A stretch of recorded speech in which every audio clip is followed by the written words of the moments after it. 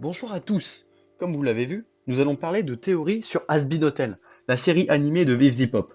Avant toute chose, les théories qui sont dans cette vidéo sont des théories inventées par moi. Bon, c'est parti. La société des démons. L'enfer. Il s'agit d'un endroit où règne le chaos, où il n'y a pas de règles ni de lois. Mais nous pouvons voir qu'il y a complètement une question de hiérarchie et d'une société de consommation. Bien qu'il y ait à première vue aucune loi, nous avons quand même tout comme dans notre monde. Un souverain, une héritière du coup, des journalistes, des entreprises, bref, une vraie société.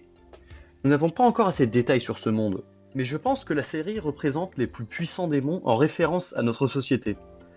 Peut-être que vous ne voyez pas de quoi je veux parler. Par exemple, nous avons une scène nous montrant, d'après Vaghi, les démons les plus puissants des enfers. Et j'ai remarqué que certains étaient assez reliés au monde des médias, qui est une puissance, une très grande puissance dans notre monde. Donc nous avons bien évidemment Alastor, le démon de la radio, Cathy Killjoy, la journaliste qui présente les news, qui dit elle-même qu'elle est si riche et influente qu'elle se moque de la royauté de Charlie. Et ça, c'est seulement ceux qu'on connaît.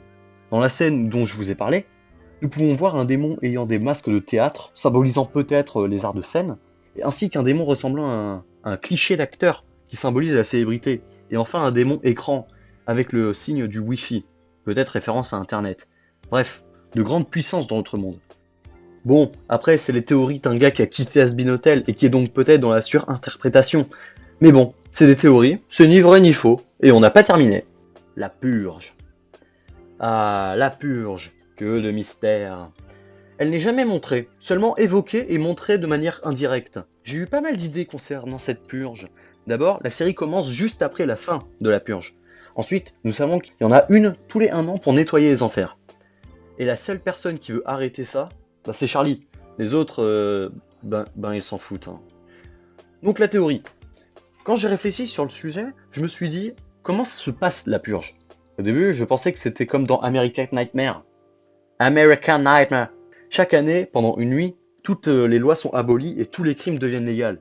J'ai très vite mis cette hypothèse de côté vu qu'on est dans l'enfer et que on dirait qu'il n'y a pas de loi. Et puis bref, regardez un peu la gueule de l'enfer, ça se verrait s'il y avait des lois. Et nous pouvons voir sur ce panneau la phrase «Vos jours sont comptés». Donc il ne s'agit probablement pas des habitants de l'enfer. Il s'agit peut-être donc d'une milice. Une sorte de milice? Oui, les anges noirs que nous voyons dès le début de l'épisode, par exemple. On peut penser que toutes les âmes tombées en enfer reviennent sur Terre, chaque année. Les anges noirs purifient les âmes en enfer d'une manière atroce, alors qu'au paradis, d'une manière plus douce. Mais ça soulève une autre question. Le choix des âmes à purifier n'est pas aléatoire. Nous avons dans la série des démons qui sont là depuis des siècles en enfer. Nous savons que Alastor est là depuis le grand krach boursier de 1929. Peut-être qu'il était vivant, mais bon, généralement, quand tu as vécu le krach boursier de 1929, tu n'es pas vraiment vivant en 2020. Donc, 1929, ainsi que d'autres démons, comme les démons les plus puissants. Or, on sait que Alastor est le dernier à rejoindre les plus grands démons, d'après Vaghi. Donc, je pense que les anges noirs ne tuent ou n'arrivent qu'à tuer les démons les plus faibles. Une autre théorie, Charlie. Charlie est la seule qui est née dans l'enfer. Mais pourquoi elle est née dans l'enfer? Donc ça veut dire qu'elle n'était pas humaine avant et qu'elle n'a pas péché.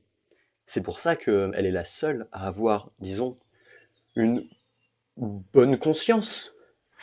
Eh ben, je pense que c'est lié au début où on voit une fille, disons, pactisée avec le démon. Et je pense que c'est ça. Je pense que Charlie est en fait l'âme d'une personne qui avait pactisé avec le roi des enfers.